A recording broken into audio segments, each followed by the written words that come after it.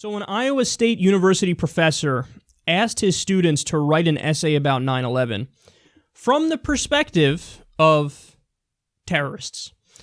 So this guy's name is James Strohman.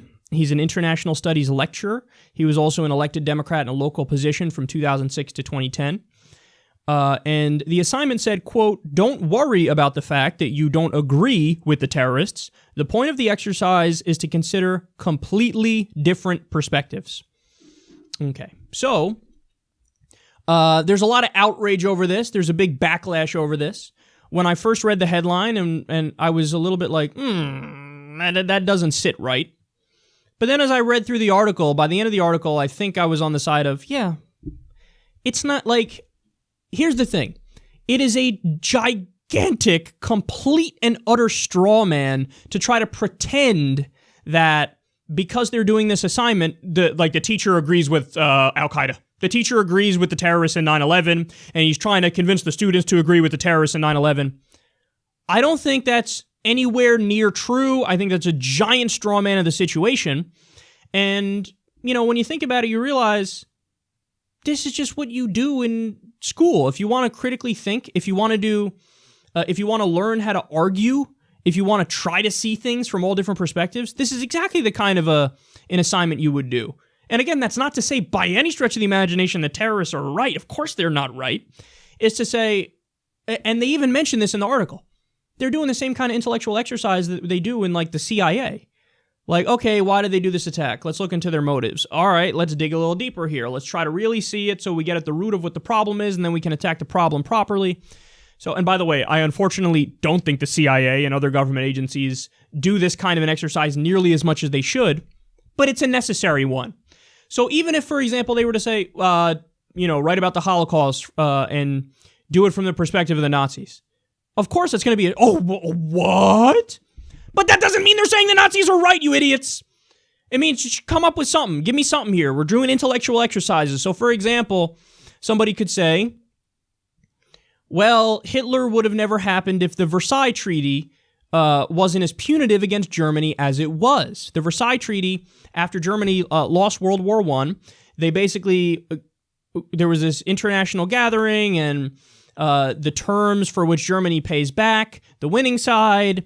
They were in debt up to their eyeballs. They could never pay it all back. So you had a whole generation of angry young people growing up in Germany. Of course, Hitler fought in World War I, felt abandoned by the elite class that lost the war. And then he was able to rise a populist wave by tapping into not only the xenophobia and the bigotry against Jews, but also tapping into the strife of the fact that they don't have a future because they're just in debt and they're paying back their debt until they die.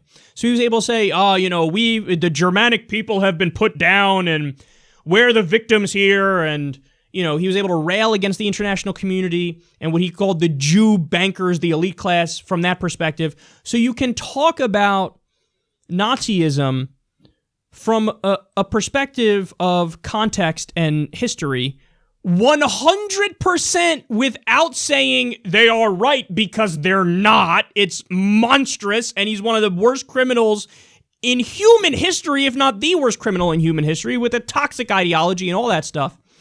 But you're allowed to critically think, and you're allowed to say, well, let's look at all the factors that played a role here and craft an argument from that perspective. And as a final fucking point, to put the cherry on top, if you really think about it, what's up with the backlash to these assignments?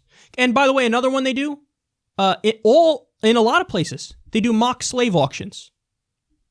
Now, idiots can say, oh, I guess that means you're pro-slavery. But that's not what it means. You're just making that up. That's not true. That's not what it means. What does this show you? It shows you right-wing PC outrage. There it is. There it is. Right-wing social justice warriors. Or as my friend Leon calls them, social injustice warriors. That's all this is. The snowflakes on the right going, oh, the liberal professors think Al-Qaeda is correct. Except, no, that's not true. You made that up. And this is what critical thinking is. It doesn't mean they're right. It means you try to think of things from all these different perspectives. And It allows you to be a more well-rounded person, allows you to be more intellectual and rational. And again, doesn't mean by any stretch of the imagination they're correct. It's just an exercise in a classroom. You're supposed to do stuff like this in a classroom. So, yeah, I think my initial gut reaction of like, ooh, that doesn't sit right, it's just an assignment. Get over it, you little snowflakes.